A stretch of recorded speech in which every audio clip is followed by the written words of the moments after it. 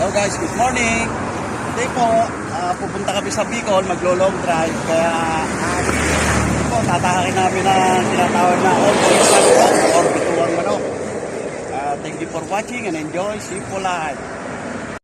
Okay.